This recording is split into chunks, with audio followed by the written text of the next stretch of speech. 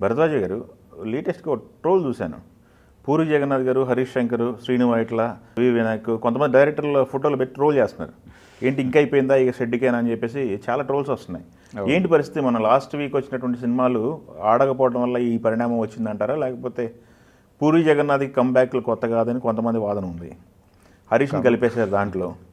కంబ్యాక్లు కొత్త కాదు అనేది ఇప్పుడు ఉన్నటువంటి కండిషన్లో కరెక్ట్ కాదండి. ఎందుకంటే ఆయన ఆ ఫ్రేమ్ నుంచి బయటకు రావడం లేదు. ఆయన డిజాస్టర్ తీయటం అనేది ఆయనకి కొత్త ఏం కాదు. ఆయన చాలా చాలా అంచనాలతో వచ్చినటువంటి సినిమాలు కూడా డిజాస్టర్ అయిన సందర్భాలు మనం చూసాం. టైగర్ మాత్రమే కాదు. అవును, అంత మునుపు వచ్చినాయిగా. ఇప్పుడు బాలకృష్ణతో చేసినటువంటి పైసా వసూలుకి కూడా విపరీతమైన హైప్ క్రియేట్ చేశారు. అది ఫ్యాన్స్ దాంట్లో వెళ్ళిపోయింది 1 వీక్. ఫ్యాన్స్ సాటిస్ఫై అది, కానీ మనకి డిజాస్టర్ కదా. ఆ తర్వాత వచ్చింది అంటే ఆ మేరకు పెద్ద హీరోతో చేయటం వలన అదొక అడ్వాంటేజ్ ఉండింది. ఇప్పుడు ఆ పరిస్థితి కూడా లేదు కదా. ఆంధ్ర వాళ్ళు అప్పుడు కూడా అంతే అన్నారు, అది డిజాస్టర్ అయిన తర్వాత ఇంకా పూర్తి పని అయిపోయింది అన్నారు. అప్పటి ప్రేక్షకుల స్థాయికి ఇప్పటి ప్రేక్షకుల స్థాయికి చాలా మార్పు ఉంది.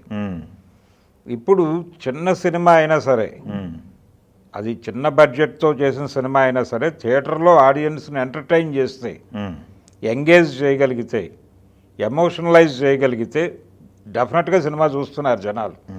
థియేటర్లకు జనాలు వెళ్ళటం లేదు, ఏ సినిమా వేసినా జనం రావటం లేదని మాట్లాడుతున్నారు, కానీ జనం సెన్సిబుల్ సినిమాలకు వెళ్తున్నారు. అది ఈ మధ్య కాలంలో 2-3 సినిమాలు ప్రూవ్ చేసినాయి. ఏది కమిటీ కుర్రాళ్ళు ప్రూవ్ చేసింది. తర్వాత ఈరోజు వచ్చినటువంటి వాటికి కూడా పెద్ద నెంబర్లు ఏం కనపట్టలేదు. నెంబర్లు లేవు. ఇప్పుడు తంగలాన్ కూడా కొంత హడావిడి క్రియేట్ చేయగలిగింది. తంగలాన్ వేరు, తంగలాన్ నెంబర్స్ కనపడుతున్నాయి. కానీ వీటికి కమిటీ కుర్రాళ్ళు కావచ్చు, తర్వాత వచ్చిన ఆయి కావచ్చు, బాగుంటే ఓటీటీలో చూద్దాంలే. ఈరోజు వచ్చినటువంటి మారుతీనగర్ సుబ్రహ్మణ్యం సినిమా కావచ్చు, దానికి మంచి టాక్ వచ్చింది. కొంచెం జనాలు అలా థియేటర్కి వెళ్తున్నారు. దీనికంటే ఇప్పుడు భయంకరమైన పరిస్థితి ఏంటంటే, కొంచెం ఇమేజ్ ఉన్నటువంటి డైరెక్టర్లు కూడా, అంటే విజయభాస్కర్కి ఎంతో కొంత గుర్తింపు ఉంది. ఆయన తీసినటువంటి ఉషా పరిణయం అనేటువంటి సినిమా రిలీజ్ అయింది ఈ మధ్యకాలంలో. దాని కండిషన్ ఏంటంటే, రిలీజ్ అయిన రోజే ఆ రోజు సెకండ్ షోకి మెయిన్ థియేటర్ అనుకున్నటువంటి థియేటర్లో హైదరాబాద్లో 2-3 టికెట్లు తెగి షో క్యాన్సిల్ చేసినటువంటి సందర్భం, చాలా విషాదకరమైనటువంటి పరిస్థితి ఉంది. కాబట్టి జనాలు చాలా చూజీగా ఉంటున్నారు. నెమ్మదిగా theatre audience, single screen audience ఓటీటీకి కన్వర్ట్ అవుతున్నటువంటి దశ ఉంది. రెండవది, ప్రేక్షకుల స్థాయి పెరిగింది. ప్రేక్షకుల స్థాయి పెరిగింది అనే విషయం గుర్తించాలి. పూరి జగన్నాథ్ కానీ, హరీష్ శంకర్ కానీ గుర్తించాల్సిన విషయం ఏంటంటే, ప్రేక్షకులు ఓటీటీ ద్వారా ప్రపంచ సినిమాకి ఎక్స్పోజ్ అయ్యారు. వాళ్ళ స్థాయి పెరిగింది. వాళ్ళు అంత ఈజీగా గతంలో లాగా లేరు, కన్విన్స్ అవ్వట్లేదు. పాత రోజుల్లో ఒక మాట ఉండేది, కమర్షియల్ సినిమా అంటే ఏమీ లేదు, ఫార్ములా సినిమా అంటే ఏమీ లేదు, కొత్త టైటిల్తో పాత సినిమా రిలీజ్ చేస్తారు అని. అదే బాణి ఇప్పటికీ అనుసరిస్తే అలాగే జనాలు ఊరుకోరు కదా. స్మార్ట్, డబుల్ స్మార్ట్లో ఆయన కొత్తగా చెప్పిన పాయింట్ ఏముంది? ఆ పాత సినిమాకే కొత్త ఎక్స్టెన్షన్ కొంచెం సాగొట్టారు అంతే తప్ప, ఇక్కడ విలన్ మెమరీ దీనిలోకి పంపించడం అనే దాన్ని జస్టిఫై చేసేటువంటి కథనము లేదు, కథ లేదు. ఎందుకు చేశాడు అనేది ప్రశ్నగానే మిగిలింది. దానివలన సాధించింది ఏంటి అతను? టోటల్ సినిమాలో అన్ని లూజ్ ఎండ్స్ పెట్టుకుని సినిమా ఎలా డిజైన్ చేశాడు పూరి జగన్నాథ్ అంటే, టోటల్గా ఆయనలో ఆలోచించేటువంటి ఆ సమర్థత అనేది వెళ్ళిపోయింది. దీన్నే ఆయన పెన్నులో ఇంకైపోయిందని మాట్లాడుకోవచ్చు, ఆయన బుర్రలో ఉండాల్సింది లేదు అని అనుకోవచ్చు, ఎగిరిపోయింది అనుకోవచ్చు, ఏదైనా అనుకోవచ్చు. రోల్ని సమర్థిస్తున్నారు మీరు. లేదు, కండిషన్ అదే మనకు విజిబుల్గా ఉంది కదా ఎదురుకుండా. ఇప్పుడు డబుల్ స్మార్ట్లో అంత పెద్ద విలన్ని పట్టుకొచ్చాడు ఆయన బాలీవుడ్ నుంచి. ఏం సాధించాడు అతను అసలు? పైగా ఇంత చేసిన తర్వాత అది ఏదో హాస్పిటల్లో ఒక డూప్లికేట్ రిపోర్ట్ వలన అని చెప్పేసి అంత సీరియస్ విషయాన్ని అలా ట్విస్ట్ చేశాడు. జనాలు ఎలా ఫీల్ అవుతారు? దాన్ని బాగా హర్ట్ అవుతారు. ఇది కదా ప్రమాదం. అదే, మీరు థియేటర్కి వచ్చిన ప్రేక్షకుల మీద కనీస గౌరవం లేకుండా మీరు వాళ్ళని ఎమోషనలైజ్ చేయలేదు, ఎంటర్టైన్ చేయలేదు. పైగా ఆలీ ట్రాక్ ఎంటర్టైన్మెంట్ కోసం అని పెట్టి దాన్ని చాలా దుర్మార్గంగా తీశారు. అది భారంగా మార్చారు, ఎంటర్టైన్మెంట్ కాదు అది.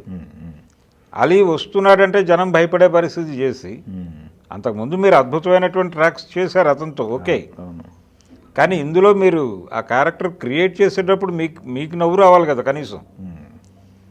నిజంగా నవ్వాడంటే కనుక దీనికి ఆయన దాన్ని ఎంటర్టైన్మెంట్గా భావిస్తున్నాడంటేనే ఆయనలో సినిమా అయిపోయిందని అర్థం. ఓకే, అందుకని అది పూరి కండిషన్. రెండోది ఈయన ఏది మిస్టర్ బచ్చన్ డైరెక్టర్ హరీష్ శంకర్, ఆయన సినిమా రిలీజ్కి ముందు ఆయన చాలా విపరీతంగా మాట్లాడటం ద్వారా ఆ సినిమా మీద అంచనాలు పెంచాడు. అంటే మేము ఎంత కాన్ఫిడెంట్గా ఉన్నామంటే ముందు రోజే ప్రీమియర్ చేసేస్తున్నాం, అంత కాన్ఫిడెన్స్తో ఉన్నాం మేమని చెప్పాడు ఆయన. ఓకే, డన్ అన్నారు జనాలు. తీరా అది కూడా పాత టైటిలు, పాత కథ, ఏమాత్రము కొత్తదనము లేని, ఏమాత్రము జనాల్ని ఎమోషనలైజ్ చేయలేని, ఏమాత్రము ఎంగేజ్ చేయలేనటువంటి కండిషన్లో నడిచింది సినిమా. అయితే ఆ సినిమా కోసం హీరో చాలా కష్టపడ్డాడు, హీరో విపరీతంగా కష్టపడ్డాడు. ఇక్కడ జరిగిన మిస్ మ్యాచ్ ఏంటంటే, ఇప్పుడు ఆయన రవితేజ బలాలేమిటో అంచనా కట్టి దాన్ని పెంచుతూ కదా మీరు డిజైన్ చేయాల్సింది. మిమ్మల్ని ఆ క్యారెక్టర్లోకి పంపించేశారు. హరీష్ శంకర్ తన ఆలోచనల్ని ఆ పాత్రలోకి పంపించడం ద్వారా ఒరిజినల్ రవితేజ నుంచి ఏదైతే జనాలు కోరుకుంటున్నారో అది లేకుండా చేశాడు అక్కడ. ఓకే, అందుకు జనాలు డిస్కనెక్ట్ అయ్యారు సినిమాతో. అలా ఆ క్యారెక్టర్తో డిస్కనెక్ట్ అవ్వటం వలన సినిమాకి ఆ రిజల్ట్ వచ్చింది. సో ఆయనలోనూ గందరగోళం ఉంది, ఆయన కూడా హ్యాండిల్ చేయలేని కండిషను అనేది అర్థమవుతోంది. ఇప్పుడు గతంలో ఎలా ఉండేదంటే 3-4 స్టేజ్ల్లో స్క్రిప్ట్ వర్క్ జరిగేది. గదిలో ఒక రైటర్ ప్రధాన రచయిత రాసేవాడు, బయట వెర్షన్స్ రాసేవాళ్ళు, ఈ వెర్షన్స్ తీసుకెళ్ళి లోపల దాంతో లింక్ చేసేవాళ్ళు, దాన్ని పెంచేవాళ్ళు, ఇలా రకరకాలుగా జరిగేది. ఒక టీం ఉండేది. రూమ్ రైటర్లు, వరండా రైటర్లు, ఇలా రకరకాలుగా ఉండేవాళ్ళు. ఈ వీళ్ళు వచ్చేసి డైరెక్టర్లు అయిపోవటం వలన ఈ ప్రమాదాలు జరిగిపోతున్నాయని కొంతమంది మాట్లాడుతున్నారు. అవునవును. రెండోది, ఇప్పుడు రైటర్ అనేటువంటి ఆ ఫ్యాకల్టీయే తీసేశారు కదా, ఇప్పుడు డైరెక్టర్ గారే కథ ఆయనే వెళ్ళి చెప్పేస్తున్నారు. ఇప్పుడు హీరోని కన్విన్స్ చేసి, అంటే ప్రొడ్యూసర్ కూడా నీ దగ్గర హీరో ఉన్నాడా అని అడుగుతున్నారు కదా డైరెక్టర్. ఇలా మారిపోయినటువంటి ఒక గందరగోళం ఉంది ఆల్రెడీ. ఈ గందరగోళంలో వీళ్ళు ప్రాపర్ అంటే జనాల్ని పూర్తిగా విస్మరించి సినిమాలు తీసేస్తున్నారు. ప్రేక్షకులకు కూడా ఒక రోల్ ఉంటుంది అనుకోవట్లేదు. దాంతో వాళ్ళు ఏంటంటే కాన్ఫిడెన్స్ లేదు వాళ్ళకి, సినిమా మీద కాన్ఫిడెన్స్ని చంపేశారు. చంపేయటం వలన చాలా అనుమానంగా చూస్తున్నారు సినిమాని. అనుమానంగా చూసి బాగుందా పర్లేదా 2 రోజులు జనాలు వెళ్ళారంటే కొంచెం ఓటీటీలో ఒక 100 రూపాయలు వేసుకుని ఫోన్లో చూసి దాన్ని టీవీకి కనెక్ట్ చేసి చూసుకుందాం అనే మూడ్కి వెళ్ళిపోతున్నారు. మొన్న అంటే ఈ మధ్య నేను ఎక్కడో చూశాను, ఒక రామ్ గోపాల్ వర్మ గారు కూడా మీరు అనుకుంటున్నటువంటి భారీ సినిమాలు అనుకుని మీరు ఏదైతే డిజైన్ చేస్తున్నారో ఆ మోడల్ వదిలిపెట్టేసేయండి, ఆ మోడల్ వదిలిపెట్టేసి ఆయన ఒక హిందీ సినిమాని ప్రమోట్ చేసే పనిలో ఉన్నాడు ఇప్పుడు. ఆయన వదిలేసరికి ఇప్పుడు ఈయన ఒక హిందీ సినిమాని ప్రమోట్ చేసే పనిలో ఉన్నాడు. శ్రీ అనే సినిమాని ప్రమోట్ చేయడం కోసం ఆయన ఇంటర్వ్యూలు ఇస్తున్నాడు. అందులో మాట్లాడుతూ సీన్ మారింది, మనం పెద్ద సినిమాలు పెద్ద బడ్జెట్ సినిమాలు అనుకుని మనం ఏదో కథ ఒక ఫ్యాంటసీకి గురై మనం కథలు డిజైన్ చేస్తున్నాం, అవి జనాలు చూడటం లేదన్నాడు. అది కరెక్ట్గా పూరి జగన్నాథ్ని ఉద్దేశించి అన్నమాట అనేది సెన్స్ అర్థమవుతోంది. కాబట్టి అది ఇలాంటివి రకరకాల ఇండికేషన్స్ ఉన్నాయి వాళ్ళకి, వాళ్ళ దగ్గర చమురు అయిపోయింది అనటానికి సంబంధించి. దీన్ని సీరియస్గా పట్టించుకోవాలి. అసలు ఆయన కమ్బ్యాక్ మళ్ళీ ఇవ్వగలడా అనేది ఇప్పుడు అనుమానం. అంటే పూర్తిగా ఆయన అయిపోయింది, ఆయన వెళ్ళిపోవటం మంచిది అనేది ప్రపంచం కోరుకుంటోందా అనేది. ఎందుకు ఇంత ట్రాల్ జరుగుతోందంటే ఇంకా పూరి జగన్నాథ్ సినిమా తీసి అది అత్యద్భుతంగా ఉంది అనిపించినప్పటికీ జనం చూసే పరిస్థితి లేదు. ఈ రియాలిటీని గుర్తించాలి ఆయన. గుర్తించి ఆత్మవిమర్శ చేసుకుని జనంతో, ఆయన ఒక మాట అన్నాడు, సినిమా రిలీజ్ రోజు కూడా ఒక వీడియో బయటకు వచ్చింది ఆయన. సినిమా ఎలా ఉన్నా రిజల్ట్ ఎలా ఉన్నా ఇక్కడే ఉంటాను నేను, సినిమాలే తీస్తాను, నాకు తెలిసిన పని ఇది ఒకటే, రిజల్ట్తో నాకు సంబంధం లేదు, సినిమాలు తీస్తానని చెప్పాడు ఆ వీడియోలో. సో ఆయన వెళ్ళిపోతాడు అని అనుకోనక్కర్లేదు, మళ్ళీ ప్రయత్నం చేయొచ్చు డెఫినెట్గా. కానీ అది చేసే ప్రయత్నం అప్పుడు ఇవన్నీ కన్సిడరేషన్లోకి తీసుకోవాలి. ఈ అనుభవాలు, లైగర్ నుంచి వచ్చినటువంటి అనుభవాలు, ఈ స్మార్ట్ శంకర్ కంటే ముందు డిజాస్టర్లు ఉన్నాయి ఆయనకి, ఇంక్లూడింగ్ పైసా వసూలు. ఈ అనుభవాలన్నీ దగ్గర పెట్టుకొని తన్ని తాను సమీక్షించుకొని ప్రపంచాన్ని ఒక్కసారి చూసి, ప్రపంచం ఏం చూస్తోంది, ఎలా ఎందుకు చూస్తోంది అనేది కొంచెం అబ్జర్వ్ చేసి అలా తన్ని తాను మళ్ళీ రీఛార్జ్ చేసుకుంటే తప్ప ఆయన జనాల్ని పట్టుకుంటాడు అని అనుకోవడం కష్టం. ఇలాంటి ఇబ్బందులు పాలై సినిమాల నుంచి దూరం జరిగిపోయినటువంటి డైరెక్టర్ల లిస్టు చాలా పెద్దదే.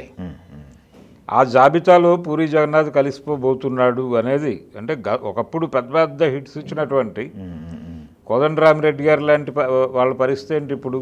అదే రిటైర్మెంట్ లైఫ్లోనే ఉన్నారు కదా ఆయన. అయితే ఆయన కూడా చెప్తూ ఉంటాడు, నేను అప్డేట్లో ఉన్నాను, ప్రతి సినిమా చూస్తున్నాను అని మాట్లాడతాడు ఆయన. కానీ ఇప్పుడు కాన్ఫిడెంట్గా ఆయన దగ్గరికి వెళ్తున్న వాళ్ళు ఎవరు? ఏదైనా ప్రాజెక్ట్ అప్రోచ్ అవుతున్న వాళ్ళు లేరు కదా. అదే కండిషన్కి పూరి చేరిపోతాడు అనేది ఇప్పుడు బయట వినిపిస్తున్నటువంటి మాట. అది నిజం అవుతుందా లేదా అనేది కొద్ది రోజులు వెయిట్ చేయాలి. ఆయనైతే కాన్ఫిడెంట్గా ఉన్నాడు. హరీష్ శంకర్ పూర్తి స్థాయిలో కనిపించడం లేదు ఇప్పుడు. సో వీళ్ళు ఈ పవన్ కళ్యాణ్ సినిమా వర్కౌట్ అయితే ఉస్తాద్ భగత్ సింగ్ మీద ఆయన భవిష్యత్తు ఆధారపడి ఉంది కాబట్టి ఆయన గురించి ఇప్పుడు మాట్లాడుకోలేము. పూరి మాత్రం కాన్షియస్గా ఆయనలో చౌరైపోయింది అనేది అయితే ఆయనే ప్రూవ్ చేసుకున్నాడు, కొత్తగా ఎవరు ట్రాల్ చేయక్కర్లేదు.